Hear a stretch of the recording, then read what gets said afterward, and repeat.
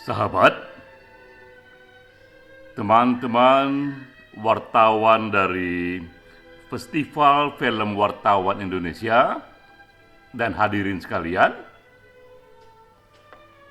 apa yang membuat sebuah buku menjadi bagus dan apa yang membuat sebuah film menjadi bagus itu dua hal yang berbeda.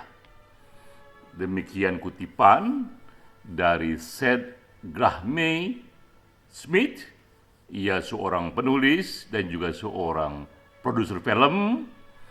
Ia katakan ini karena melihat begitu banyaknya dibuat film berdasarkan buku-buku, berdasarkan novel, berdasarkan kisah-kisah non-fiction.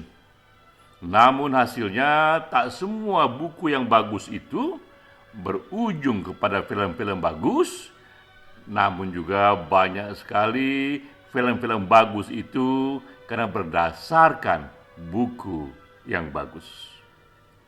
Ini pengantar untuk diskusi webinar yang diselenggarakan oleh Festival Film Wartawan Indonesia 2022. Saya memperkaya diskusi dengan menukik pada satu topik yang lebih spesifik, yaitu hadirnya film-film legendaris yang dibuat berdasarkan buku. Saya mulai dulu dari slide ini mengenai American Film Institute. Ini satu institusi yang berdiri tahun 1965 yang dilahirkan sengaja untuk menjaga dan merawat warisan film-film Amerika Serikat. Ia dibuat untuk merawat legasi dari film-film yang dilahirkan di negara sana. Di samping itu juga American Film Institute ini dibuat dalam rangka melakukan edukasi kepada generasi pembuat film berikutnya.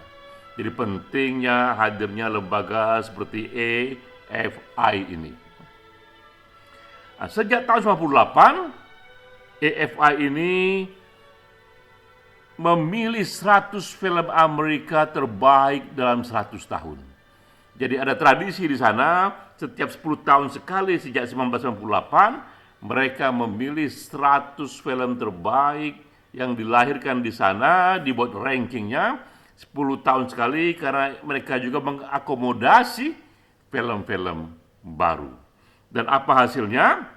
Nah, inilah hasilnya, bahwa 7 dari top 10 dari 100 ranking itu ada top 10-nya, dan 7 dari top 10 film terbaik itu yang dipilih oleh tim besar itu adalah film-film yang berdasarkan buku, 5 dari novel, 2 dari non-fiction.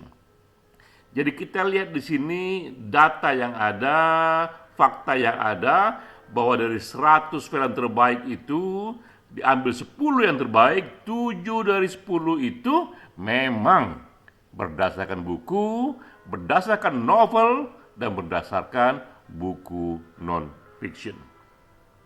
Nah, ini film-filmnya. Sebagian kita di tanah air mungkin sudah menonton semuanya. Pertama, film The Godfather, Gone with the Wind, Vertigo, Schindler's List, and The Wizard of Oz.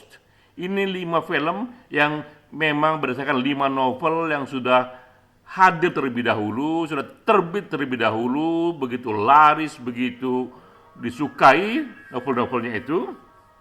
Dan kedua juga ada film Raging Bulls dan Lawrence of Arabia.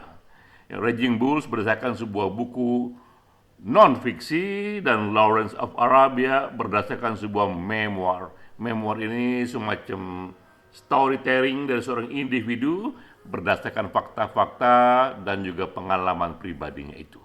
Jadi kita lihat di sini bahwa memang faktanya 7 film terbaik berdasarkan buku, 7 dari 10 film terbaik.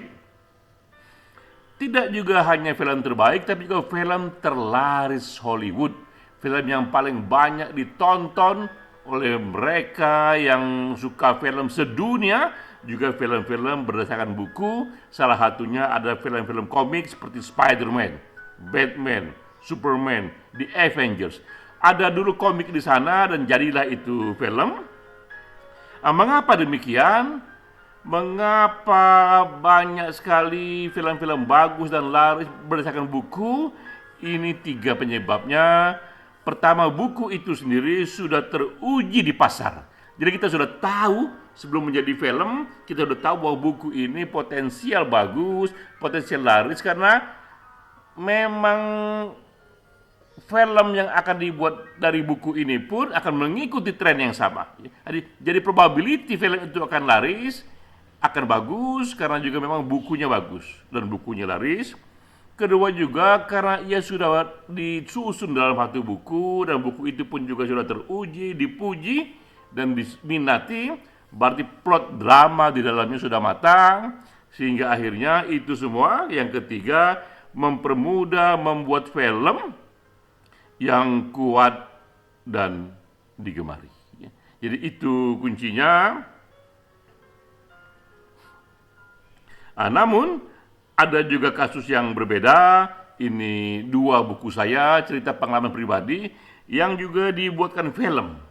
Ada 5 puisi esai saya diubah menjadi 5 film oleh Hanung Bramantyo, dan 8 cerpen esai saya menjadi 8 film yang dibintang oleh Christine Hakim, Reza Rahardian, sampai Agus Kuncoro. Dan mengapa saya kerjakan ini? Ini dikerjakan untuk maksud yang berbeda.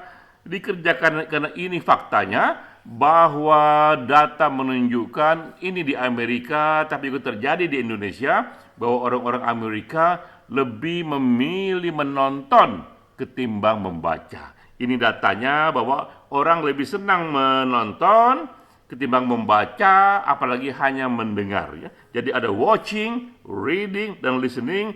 Yang watching itu dipilih oleh sekitar 47%, dan itu terus menaik. Yang reading itu dipilih oleh 34% dan terus menurun. Juga yang listening itu stabil, agak naik sedikit di 17-19%. Jadi kita jika ingin karya kita, sastra kita, ataupun non-fiksi kita untuk lebih diminati banyak orang, ubah dia menjadi audiovisual, ubah ia menjadi film. Dan inilah data dan kesimpulan yang akan kita buat ke depan, bahwa jumlah film akan lebih banyak lagi karena 2 hal. Watching paling diminati dibanding reading dan listening. Dengan sendirinya tren orang untuk membuat film lebih besar, lebih termotivasi ke sana. Kedua juga, kemajuan teknologi membuat produksi film akan jauh lebih murah, jauh lebih mudah, jauh lebih murah. 2 inilah yang membuat kita bersiap-siap bahwa kita memasuki peradaban yang semakin berubah dari tekstual menuju audiovisual. Kita ucapkan selamat kepada teman-teman wartawan yang terlibat dalam Festival Film Wartawan Indonesia. Semoga di Indonesia semakin lahir film-film yang menyentuh hati, apalagi jika itu memang berdasarkan buku-buku yang sudah teruji. Salam.